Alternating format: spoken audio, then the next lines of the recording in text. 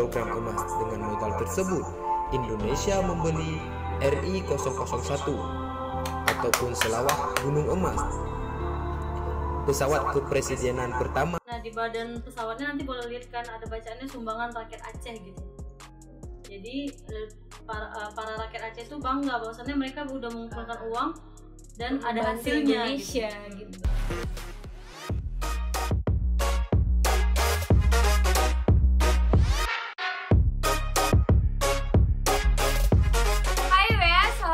Warahmatullahi wabarakatuh. Terima kasih buat kalian yang udah klik video ini.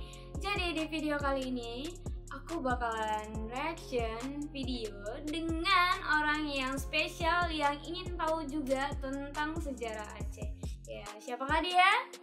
Assalamualaikum warahmatullahi wabarakatuh. Saya Tengku Melvi Roza. Dan buat kalian, sebelum ke videonya, kalian pastiin dulu subscribe channel Novin Official dan nyalain notifikasinya agar kalian tidak ketinggalan video-video dari aku. Dan jangan lupa follow Instagram Di Tengku Melvi dan Nova, ya, ini ada di bawah. Seperti biasa aku udah taruh linknya di bawah ya buat kalian. Kalian tinggal klik aja linknya untuk follow Instagram kita berdua biar mempermudah kalian, oke? Jadi langsung aja ke videonya ya. Ini video tentang sejarah ketika Presiden Soekarno menangis dan mengemis kepada masyarakat Aceh ya. Jadi ini video tentang sejarah. Tentang sejarah Aceh ya. Dan ini dari channelnya Apacutki. Jadi nanti seperti biasa juga aku taruh linknya ya. Jadi langsung aja kita play videonya ya.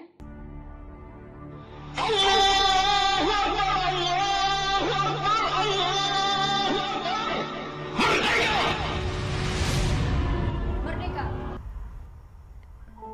Di hadapan pemimpin Aceh, Soekarno pernah berjanji memberi kebebasan kepada rakyat tanah Rencong itu untuk menjalankan. Tanah Rencong itu apa sih? Tanah Rencong. Rencong itu kayak senjata khas Aceh gitu, yang nanti dikasih tahu gambarnya. Syariat Islam Sini.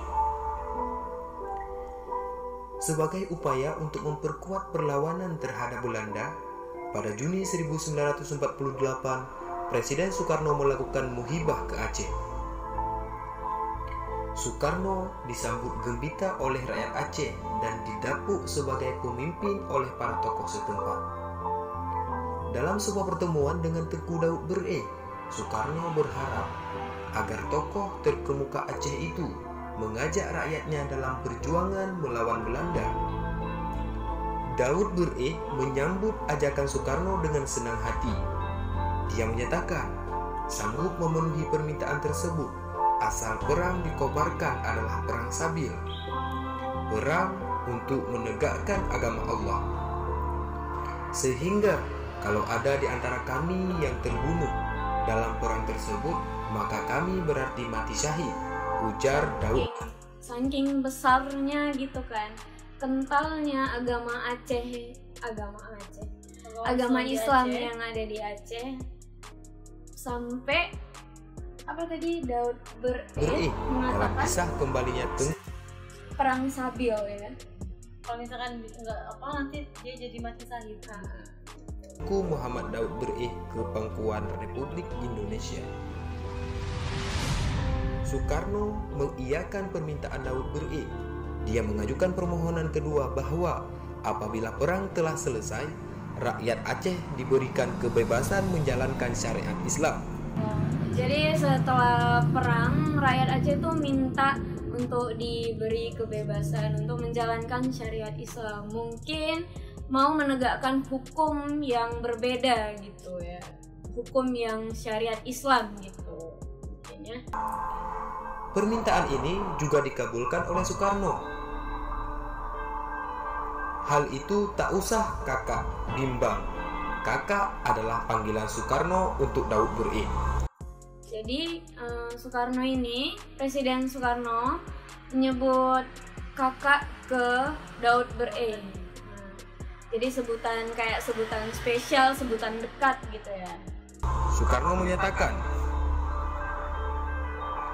hal itu tak usah kakak bimbang atau khawatir, sebab 90% rakyat Indonesia beragama Islam, kata Soekarno. Tapi maafkan saya, Saudara Presiden, kalau saya terpaksa mengatakan bahwa hal itu tidak menjadi jaminan bagi kami. Kami menginginkan sesuatu, kata ketentuan dari Saudara Presiden, ujar Daud Ber-E. Baiklah kalau Tapi bentar ya, sebenarnya di sini Bapak Presiden Soekarno tuh yakin bahwasannya rakyat Aceh ini bisa. Cuman kalau dari Daudnya ini, dari kakak Daudnya masih bimbang bahwasannya seperti yang dibilang saya tadi. setuju permintaan kakak itu, ujar Soekarno. Dia hanya menginginkan sesuatu. Dia menginginkan sesuatu untuk menjadi bukti gitu, menjadi bukti yang kuat biar orang itu bisa Semangat untuk menjalankan perang. semangat untuk menjalankan perang dan bisa ditunjukkan kepada rakyat Aceh yang berperang nanti gitu. Dia ada feedback gitu sama rakyat Aceh. Alhamdulillah, atas nama rakyat Aceh, saya mengucapkan terima kasih banyak atas kebaikan Saudara Presiden. Kami mohon, sudilah kiranya Saudara Presiden menulis sedikit di atas kertas ini, kata. Nah ya, jadi Daud Ber-E dia ingin mendapatkan sesuatu yang dipegangnya gitu, biar nanti pas waktu selesai perang ada bukti dari Soekarno gitu, intinya ya. Daud Ber-E seraya menyodorkan selembar kertas kepada Soekarno. Alih-alih menyambut kertas itu, Soekarno malah terisak-isak dan lantas berkata pelan, "Kakak, kalau begitu tidak ada gunanya aku menjadi presiden." Jadi karena Daud Ber-E meminta kayak suatu bukti Bapak Soekarno untuk menuliskan di sebuah kertas. iya, Dan di situ kan jadi Bapak Soekarno-nya merasa sedih bahwasannya tidak ada gunanya dia sebagai presiden di sini. merasa tidak ada guna gitu ya, macam tidak dipercayai gitu. Sementara Daud itu maunya kayak gitu karena biar menyemangati orang-orang rakyat Aceh yang mengikuti perang, yang menjalani perang. Iya. Oke, lanjut. Kalau tidak dipercaya, bukan kami tidak percaya, Saudara Presiden, akan tetapi hanya sekedar menjadi tanda yang akan kami perlihatkan kepada rakyat Aceh yang akan kami ajak berperang.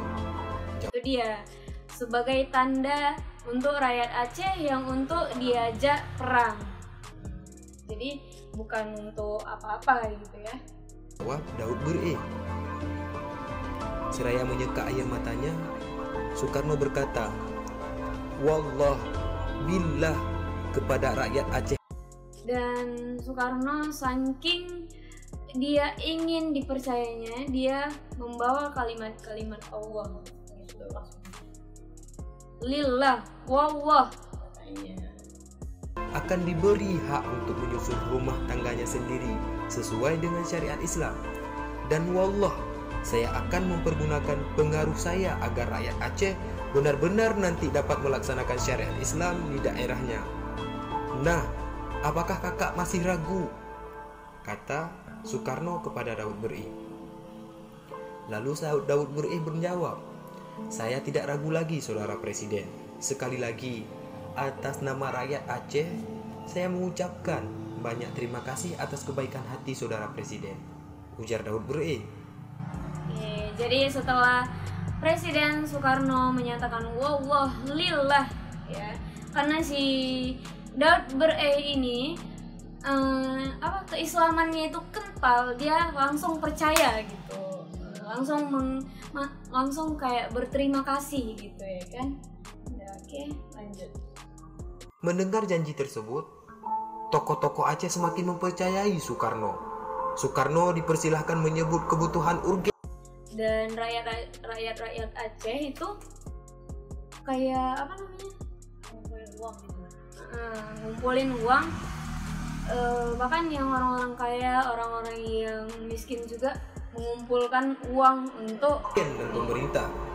Alangkah baiknya jika Indonesia mempunyai kapal untuk membuat pertahanan negara dan mempererat hubungan antara pulau dan pulau, kata Soekarno. Rakyat Aceh merongoh saku dan mencopot perhiasan yang ada di tubuh mereka. Begitu tingginya semangat perjuangan rakyat Aceh. Sampai dari orang mereka sendiri bilang untuk melepaskan semua emas-emasnya biar sejahtera gitu dari rakyat Aceh. Hingga konon antrian para donatur, baik orang kaya maupun rakyat biasa, di beberapa masjid dan pusat pemerintahan Kota Raja sekarang Ini nih ya, pesawat pertama Indonesia ya, RI 001 menjadi kota Banda Aceh. yang disumbangkan oleh rakyat Aceh ya. Kalian ingat tuh, pesawat yang pertama kali di Indonesia itu yang disumbangkan oleh rakyat Aceh. Menjadi panjangnya sampai ratusan meter. Beberapa jam kemudian terkumpullah dana sebesar $120.000 ditambah 20 kilo. Itulah karena solidnya rakyat Aceh ya kan. Jadi dari mana aja bisa dikumpulin, terus dalam waktu beberapa jam aja udah bisa terkumpul $120. Luar biasa. Kilogram emas. Dengan modal tersebut, Indonesia membeli RI 001 ataupun Selawah Gunung Emas, pesawat kepresidenan pertama. Nah, di badan pesawatnya nanti boleh lihat kan ada bacaannya sumbangan rakyat Aceh gitu. Jadi para rakyat Aceh itu bangga bahwasannya mereka udah mengumpulkan uang dan ada hasilnya Indonesia gitu. Indonesia, sumbangan dari masyarakat Aceh.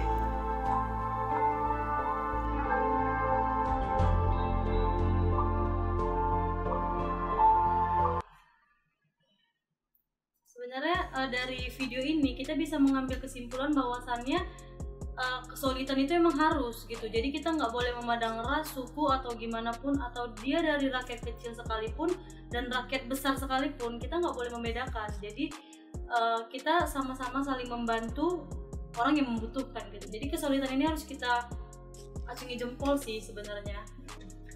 harus dibesarkan lagi penyalur solidaritas gitu ya. Karena kan kita hidup memang harus saling membantu dan saling membutuhkan. Oke, jadi ini dia video ya dari sejarahnya Aceh ya. Jadi setelah merdeka, Indonesia merdeka, rakyat Aceh tidak mendapatkan hak yang diinginkan dan disepakati sama Bapak oleh Soekarno tadi sebelumnya. Nah, jadi di sini sebenarnya rakyat Aceh itu kan pengennya apa yang dibilang Bapak Soekarno itu kan pada saat selesai perang tuh diwujudkan gitu. Nah, sementara dari yang udah disepakatin, mereka nggak mendapatkan hak yang telah dijanjikan oleh Bapak Presiden. Nah, makanya lah kenapa rakyat Aceh mau buat negara sendiri gitu, beda dengan Indonesia pecah belah gitu. Tapi kan sebenarnya ini videonya ada kelanjutannya. Jadi kalau misalnya kalian mau video selanjutnya kenapa Aceh berpecah belah, Nanti kita buat video yang kita buat selanjutnya ya. selanjutnya. Oke, komen di bawah kalau Kalau misalnya tertarik, boleh komen di tertarik. bawah. Oke. Tapi ini nggak pasti juga sih waktu apa namanya antara setelah kejadian ini mereka berpecah atau ada lagi mungkin ya masalah-masalah lain. Nanti kita cari lagi. Buat kalian yang penasaran atau ingin dibahas lagi, kalian komen aja di bawah. Oke? Buat kalian yang suka dengan videonya, kalian like sebanyak-banyaknya Dan jangan lupa komen dan subscribe channel Novip Official. dan share ke seluruh media kalian. Oke? See you next end video. Assalamualaikum warahmatullahi wabarakatuh.